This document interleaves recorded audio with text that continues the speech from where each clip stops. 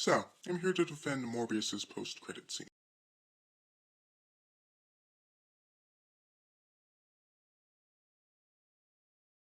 Since the release of Morbius, the third film in Sony's Spider-Man universe, or SSU for short, the film has received a lot of hate from both comic fans and critics in general, similarly to 2018's Venom, albeit with slightly less success at the box office.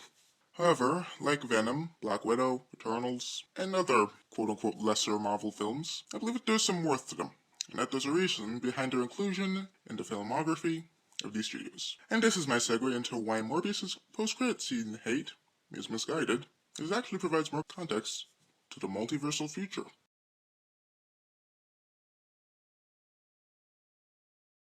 My contribution to the theory community is that the spell that Doctor Strange cast only worked one way.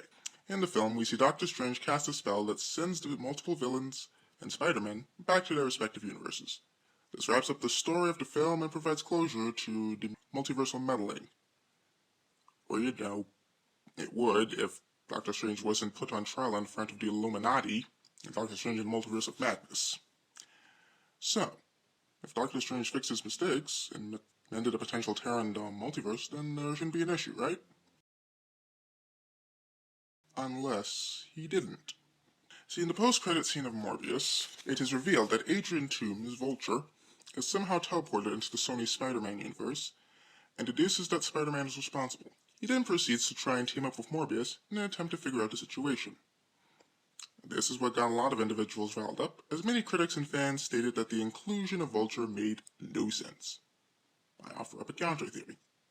It does. If you look at Doctor Strange's dialogue discussing the Runes of Kafkal spell, he states,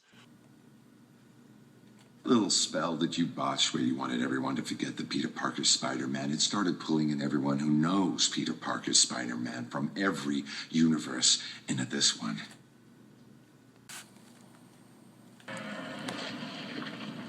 What's happening?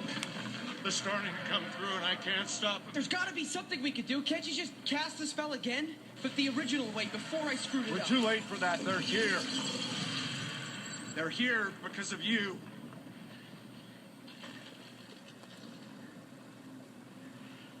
What if everyone forgot who I was? What? They're coming here because of me, right? Because I'm Peter Parker? So cast a new spell. But this time make everyone forget who Peter Parker is. Make everyone forget. nowhere in those statements does he mention bringing MCU individuals back from other universes.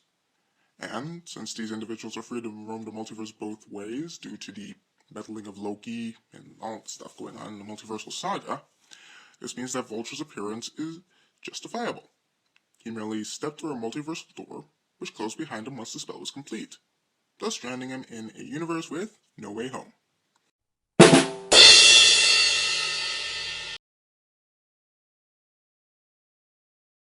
Not only that, but the events of No Way Home and Endgame were seen by the world, as evidenced by Rogers the Musical and Hawkeye, and the Statue of Liberty modification in No Way Home. Ms. Marvel also shone some more light on how the general public knows about the events with Ant-Man's podcast, which, allowed people to know that Doctor Strange and Spider-Man worked together and had some sort of formal relationship. And since Vulture has only come into contact with two Avengers, that being Spider-Man and to a lesser extent Iron Man, it's logical to believe that Spider-Man has something to do with his predicament.